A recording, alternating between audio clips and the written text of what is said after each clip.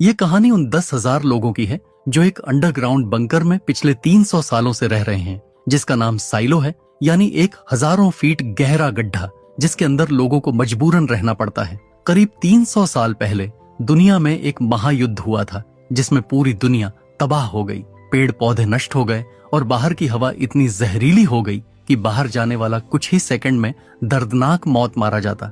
इस पूरे साइलो को चलाने के लिए एक विशाल जनरेटर है जो लगातार पावर देता रहता है। लेकिन 300 सालों से ये कैसे चल रहा है, इसका राज किसी को नहीं पता। जो भी अपने अतीत की सच्चाई जानने की कोशिश करता है उसे जुडिशियल सजा देता है, और सजा भी ऐसी कि उसे साइलो से बाहर भेज दिया जाता है, यानी सीधे मौत के मुंह में। अब इन सब राज को जानने के लिए दो लोग अपना जी जान लगा रहे थे, जिनका नाम शेरिफ होल्स्टन और जूलियट था। होल्स्टन की वाइफ एलिसन ने मरने से पहले साइलो के कुछ खतरनाक राज जान लिए थे।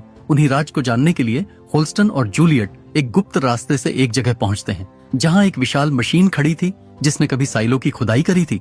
वहां उन्हें एक स्टील वायर दिखती है जिसके आखिर में एक बैग लटकाया गया था। उसके अंदर उन्हें एक हार्ड ड्राइव मिलता है जो लगभग 140 साल पुराना था। शायद इस हार्ड ड्राइव में ही जूलियट के बॉयफ्रेंड जॉर्ज की मौत और एलिसन के साइलो के बाहर जाने का राज छिपा था। लेकिन शेरिफ होल्स्टन का ध्यान इन सब पर नहीं बल्कि साइलो की सुरक्षा पर था। उसे लगता था कि इसमें ऐसा कुछ हो सकता है जो अगर लोगों के सामने आ गया तो अंदर ही अंदर बगावत या युद्ध शुरू हो सकता है, इसलिए वह इसे नष्ट करना ही सही समझता है। लेकिन जूलियट गुस्से में चिल्ला पड़ती है कि अगर इसे खत्म कर दिया गया तो जॉर्ज के कातिलों का कभी पता नहीं चलेगा, और यह भी कि उसकी पत्नी साइलो के बाहर क्यों गई थी। वह शेरिफ होल्स्टन पर चिल्लाने लगती है कि उसे अपनी पत्नी से ज्यादा बाकी लोगों की चिंता है। कहीं ना कहीं उसकी बात सच थी और शेरिफ होल्स्टन को भी अंदर से यही महसूस होता है। आखिरकार शेरिफ होल्स्टन फैसला करता है कि वह जॉर्ज के केस की जांच जारी रखेगा और हार्ड ड्राइव में जो भी मिलेगा वह जूलियट को बताएगा। लेकिन इसके बाद वह खुद भी बिना कुछ कहे बाहर चला जाता है और बाकी लोगों की तरह साइलो के बाहर उसकी भी मौत हो जाती है। दूसरी तरफ जूलियट भी अपने सारे राज होल्स्टन को नहीं बताती, क्योंकि उसके पास कुछ ऐसे खतरनाक सच थे जिन्हें जानने भर से जुडिशियल के लोग उसे साइलो से बाहर भेज सकते थे। इधर शेरिफ होल्स्टन के मौत के बाद नए शेरिफ के पद के लिए उम्मीदवारों की सूची जारी हो जाती है। डेप्यूटी मार्नेस ये सूची लेकर मेयर रूथ के पास पहुंचता है। सूची में 4 नाम थे और सभी जुडिशियल से जुड़े हुए थे। जुडिशियल कुछ अमीर लोगों का सिस्टम था जो पूरे साइलो को 300 सालों से कंट्रोल कर रहा है। मार्नेस को अफसोस था कि अगर होल्स्टन ने पहले ही अपना वारिस चुन लिया होता तो यह स्थिति नहीं आती। फिर वह बताता है कि होल्स्टन ने दरअसल एक लेटर के जरिए अपना उत्तराधिकारी चुन लिया था जिसका नाम जूलियट निकल्स है, जो डीप डाउन में एक इंजीनियर है। यह सुनकर सब चौंक जाते हैं कि एक इंजीनियर को शेरिफ क्यों बनाया जाए। फिर भी मेयर रूथ उससे मिलने का फैसला करती है। उधर जूलियट सच्चाई की तलाश में फिर उसी सीक्रेट जगह पर पहुंचती है जहां वह और जॉर्ज मिला करते थे। उसे याद आता है कि जॉर्ज ने उसे बताया था कि साइलो के सबसे नीचे एक हिडन डोर है और वहां तक पहुंचने के लिए उसने रोप्स का इंतजाम किया था। हालांकि जूलियट को पानी से बहुत डर लगता था, इसलिए वह पहले कभी नीचे नहीं गई। लेकिन अब सच जानने के लिए वह अपना डर किनारे रखकर नीचे उतरने का फैसला करती है। वह रोप्स के सहारे नीचे जाती है, लेकिन वहां उसे कोई दरवाजा नहीं मिलता। उसकी आखिरी उम्मीद भी टूट जाती है। इस सच को सहन न कर पाने की वजह से वह रात भर शराब पीती रहती है। अगली सुबह मेयर रूथ और डेप्यूटी मार्नेस जज मीडोज से मिलने जाते हैं, क्योंकि नए शेरिफ का चुनाव उसी के हाथ में था। इस दौरान वे आईटी हेड बर्नार्ड हॉलैंड से भी सलाह लेते हैं। जैसे ही जूलियट निकल्स का नाम सामने आता है, बर्नार्ड गुस्से में आ जाता है और उसे चोर बताता है। वह कहता है कि कुछ महीने पहले जूलियट ने सर्वर के लिए इस्तेमाल होने वाले हीट टेप के बॉक्स चुराए थे। हालांकि ये कभी साबित नहीं हुआ। मेयर रूथ साफ तौर पर नहीं चाहती कि जुडिशियल अपना कोई आदमी उन पर थोपे, इसलिए वह खुद जूलियट को परखना चाहती है। इसके बाद वे दोनों डीप डाउन की ओर निकल पड़ते हैं, जो एक दिन का लंबा सफर था। रास्ते में मेयर लोगों से मिलती जुलती रहती है।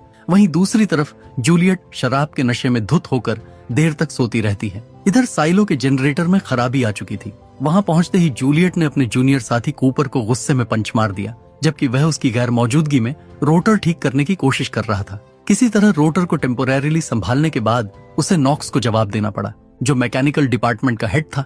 नॉक्स ने उसे डांटते हुए काम से हटा दिया और कहा कि जब नशा उतर जाए तब वापस आना। थोड़ी देर बाद जूलियट फ्रेश होकर मार्था के पास पहुंचती है। जूलियट काफी परेशान थी क्योंकि जॉर्ज ने उसके लिए इतने सुराग छोड़े थे, फिर भी वह कुछ पता नहीं लगा पाई। मार्था समझ जाती है कि उसी फ्रस्ट्रेशन में उसने कूपर पर गुस्सा निकाला। यह सुनकर जूलियट भड़क उठती है और कहती है कि मार्था सालों से बैठकर रेडियो सुनते हुए सबकी जासूसी करती रहती है। उसे दुकान से बाहर निकले 20 साल हो चुके हैं गुस्से में बड़बड़ाते हुए वह वहां से निकल जाती है। असल में मार्था सच में रेडियो के जरिए साइलो की हर छोटी बड़ी खबर रखती थी, किस फ्लोर पर क्या हो रहा है, किसका झगड़ा हुआ, सब कुछ। लेकिन उसने सच में सालों से बाहर कदम नहीं रखा था। शाम होते होते मेयर डीप डाउन पहुंच चुकी थी। थोड़े आराम के बाद डेप्यूटी मार्नेस उसे जूलियट से मिलाने ले जाता है, लेकिन तभी अचानक साइलो के विशाल जनरेटर से अजीब आवाजें आने लगती हैं और वहां हड़कंप मच जाता है। मेयर नॉक्स से मिलती है, जो पहले से ही जनरेटर की हालत को लेकर परेशान था। सभी जूलियट को ढूंढ रहे थे, तभी वह दौड़ती हुई वहां पहुंचती है। आवाज सुनकर उसे समझ आ जाता है कि अंदर की समस्या गंभीर है और इसे ठीक करना बेहद खतरनाक हो सकता है। इसलिए उसके जूनियर साथी को वहां से हटा दिया जाता है, क्योंकि कोई दोनों को एक साथ रिस्क में नहीं डालना चाहता था। मेयर हैरान रह जाती है जब वह जूलियट को बिना डरे जनरेटर के अंदर जाते देखती है। उसी पल वह तय कर लेती है कि अगली शेरिफ वही बनेगी, और इसका कारण भी साफ था। शेरिफ होल्स्टन बेकर खुद उसे अपना वारिस चुन चुके थे। जूलियट के बारे में और जानने के लिए मेयर मार्था के पास जाती है। असल में जवान दिनों में दोनों अच्छी दोस्त हुआ करती थीं। मार्था से जूलियट के पास्ट और फैमिली के बारे में जानने के बाद मेयर वापस आती है और उसे शेरिफ बनने का ऑफर देती है। लेकिन जूलियट का ध्यान सिर्फ जनरेटर पर था।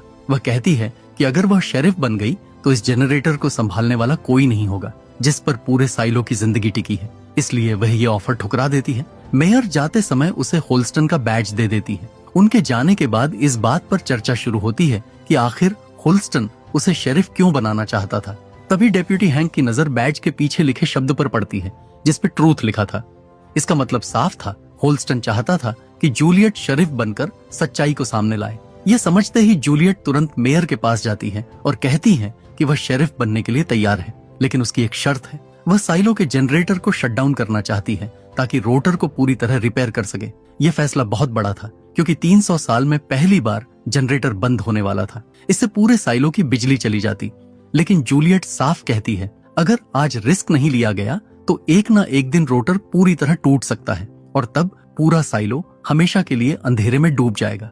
काफी सोच विचार के बाद मेयर रूथ आखिरकार उसकी शर्त मान लेती है। तुरंत ही पूरे साइलो में घोषणा कर दी जाती है कि रात 10 बजे जनरेटर को रिपेयर के लिए बंद किया जाएगा, जिसके कारण कुछ घंटों तक बिजली नहीं रहेगी।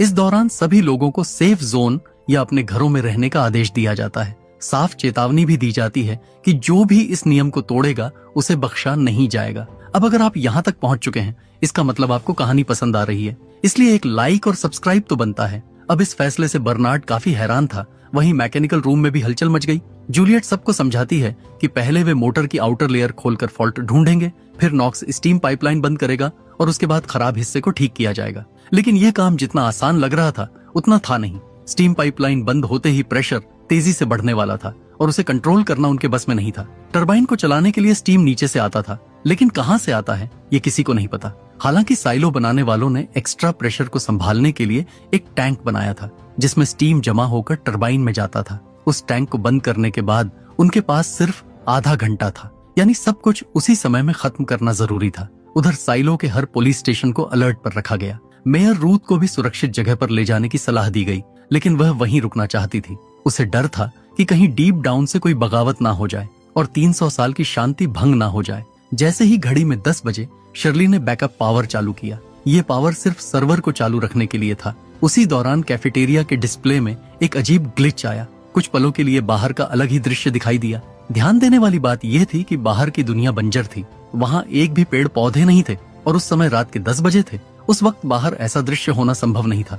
यही एक बड़ा सवाल खड़ा होता है, क्या जो दुनिया शेरिफ होल्स्टन ने देखी थी वह भी झूठ थी? इधर जनरेटर का आउटर कवर हटाने के बाद फॉल्ट सामने आ चुका था। स्टीम और मोटर बंद होते ही जूलियट और कूपर ऊपर चढ़े और तुरंत उस खराब रोटर ब्लेड को निकाल लिया। जूलियट उसे रिपेयर के लिए नीचे भेज देती है, लेकिन तभी एक भारी रोटर ब्लेड कूपर के हाथ से फिसलकर नीचे गिर जाता है। हालांकि किसी को चोट नहीं लगती, लेकिन हर गुजरते सेकंड के साथ स्टीम प्रेशर बढ़ता जा रहा था। बिजली जाने की वजह से लोग घबराए हुए थे। इसी बीच हमें जुडिशियल के मेंबर रॉबर्ट सिम्स के घर का भी हाल देखने को मिलता है। वहां भी अंधेरा और डर का माहौल था। दूसरी तरफ डेप्यूटी मार्नेस चुपचाप बैठकर मेयर रूथ की स्केच बना रहा था। जैसे ही मेयर सामने आती है वह उसे छिपा देता है। इससे साफ था कि वह मन ही मन उन्हें पसंद करता था। मेयर भी डीप डाउन इसी बहाने आई थी ताकि जूलियट से मिलने के साथ साथ मार्नेस के साथ वक्त बिता सके। अब तक 20 मिनट बीत चुके थे और स्टीम टैंक उम्मीद से पहले ही फटने की कगार पर पहुंच गया था। नॉक्स तुरंत जूलियट को चेतावनी देता है कि उनके पास बहुत कम समय बचा है। टेम्परेचर रेड लाइन क्रॉस कर चुका है।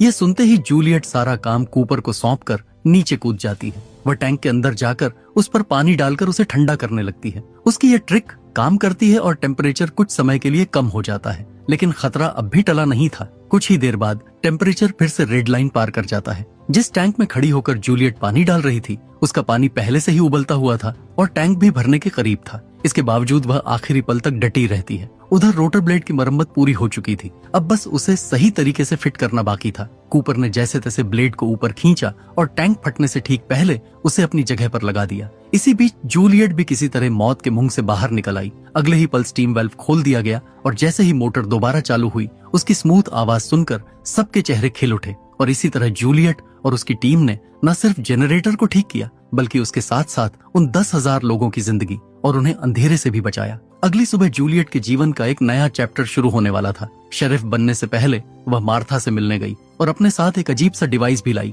जिसे मार्था ने पहले कभी नहीं देखा था। बचपन से अब तक मार्था ने उसके लिए जो कुछ भी किया था, उसके लिए जूलियट ने उसे दिल से धन्यवाद कहा और नई जिम्मेदारी संभालने के लिए निकल पड़ी। दूसरी तरफ बर्नार्ड इस फैसले से बिल्कुल खुश नहीं था। जनरेटर बंद करना और एक सस्पेक्टेड चोर को शेरिफ बनाना उसे बिल्कुल मंजूर नहीं था, लेकिन उसके पास विरोध करने के अलावा कोई विकल्प नहीं था, क्योंकि सारी पावर मेयर के हाथ में थी। जूलियट के शेरिफ बनने की फॉर्मेलिटीज पूरी ही हुई थी कि तभी मेयर रूथ को अचानक तकलीफ होने लगी। डिप्यूटी मार्नेस ने पूछा तो उन्होंने बहाना बनाकर बाथरूम जाने की बात कही, लेकिन अंदर जाते ही वह गिर पड़ी। आवाज सुनकर मार्नेस ने दरवाजा तोड़ा और देखा कि मेयर तड़प रही थी। उसने मदद के लिए पुकारा, लेकिन तब तक बहुत देर हो चुकी थी। मेयर को बचाया नहीं जा सका। सुबह तक बर्नार्ड को भी इस घटना की खबर मिल गई। मार्नेस गहरे सदमे में था और उसे शक था कि किसी ने मेयर के पानी में जहर मिलाया था। हालात को देखते हुए बर्नार्ड ने जूलियट को शेरिफ बना दिया, क्योंकि नए चुनाव तक साइलो के कानून द पैक्ट के अनुसार वही अब साथी मेयर था। जब जूलियट शेरिफ ऑफिस की तरफ बढ़ रही थी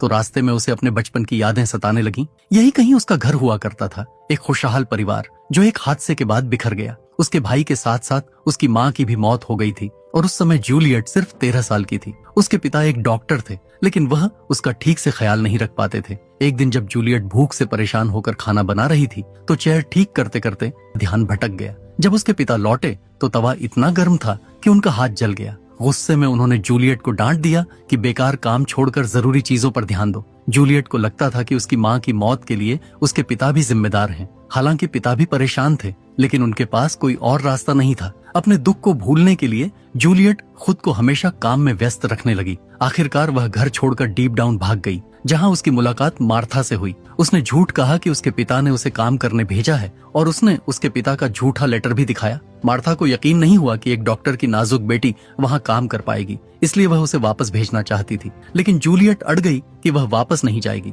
आखिर में मार्था ने उसे अपने पास रख लिया। वहीं उसकी मुलाकात पहली बार शर्ली से हुई। वहां वे लोग ऊपर से फेंके गए सामान को इकट्ठा करके रिसाइकल करने का काम करते थे। इन्हीं यादों में खोई हुई जूलियट स्टेशन पहुंचती है, जहां उसे शेरिफ ऑफिस और रहने की जगह की चाबियां सौंप दी जाती हैं। इसके बाद उसे जब भी मौका मिलता है वो ऑफिस से लेकर होल्डिंग सेल्स तक हर जगह तलाश करती है, इस उम्मीद में कि शायद होल्स्टन ने उसके लिए कोई सुराग छोड़ा हो, लेकिन उसे कुछ नहीं मिलता। 3 दिन बाद जूलियट के पिता उसे लेने वहां पहुंच चुके थे। दरअसल मार्था ने उस लेटर में स्पेलिंग मिस्टेक्स देखकर पहले ही समझ लिया था कि ये जूलियट के पिता ने नहीं बल्कि उसने खुद लिखा है, इसलिए उसी दिन उसने उसके फादर को खबर दे दी थी। लेकिन जूलियट किसी भी हालत में वापस जाने को तैयार नहीं थी। उसके फादर बार बार उससे सिर्फ एक ही सवाल पूछते, क्या तुम यहाँ खुश हो? सच तो ये था कि वह पूरी तरह खुश नहीं थी, लेकिन डीप डाउन में रहकर उसे अपने अतीत की यादें कम सताती थीं। दिन भर काम करने के बाद वह इतनी थक जाती कि सोचने का वक्त ही नहीं मिलता और बिस्तर पर जाते ही सो जाती।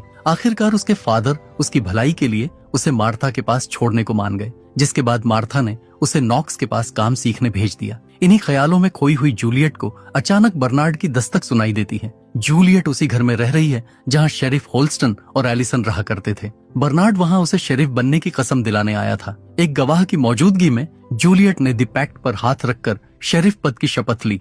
द पैक्ट साइलो की कानून की किताब है, जिसे सभी लोगों को मानना पड़ता था।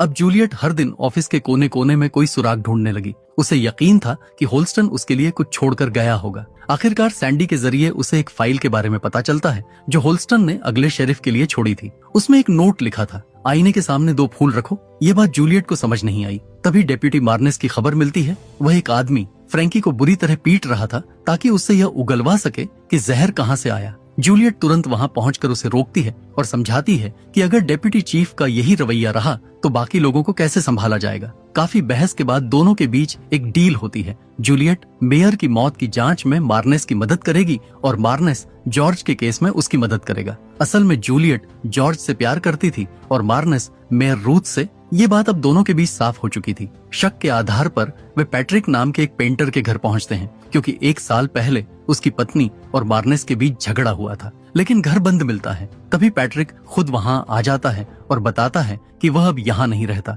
और उसकी पत्नी तो 1 साल पहले ही मर चुकी है। वह उल्टा मार्नेस पर आरोप लगाता है कि गलत केस में फंसाने की वजह से उसकी पत्नी की मौत हुई। बहस इतनी बढ़ जाती है कि वह डेप्यूटी का नाक तोड़ देता है। असल में पैट्रिक अपनी पत्नी के जरिए इलीगल तरीके से पुरानी चीजों की खरीद फरोख्त करता था, जिस वजह से उस पर कार्रवाई हुई थी। लेकिन उसकी पत्नी की मौत कैसे हुई ये बात कहीं दर्ज नहीं थी। यह सब चर्चा करने के बाद जूलियट वापस घर लौट जाती है। उसके जाने के थोड़ी देर बाद रॉबर्ट सिम्स मार्नेस के घर आता है। वह जूलियट को हटाकर पॉल बिलिंग्स को शेरिफ बनवाना चाहता था और जज मेडोज भी इस फैसले के पक्ष में थी। शुरुआत में मार्नेस भी यही चाहता था कि पॉल शेरिफ बने, लेकिन अब उसका नजरिया बदल चुका था। अब उसे लगता है कि जूलियट ही इस पद के लिए सही है। सिम्स मार्नेस से उसकी चोट के बारे में पूछता है तो वह बात को घूमते हुए कहता है कि एक पेंटर ने अपनी पत्नी की याद में उसके चेहरे पर यह निशान बना दिया।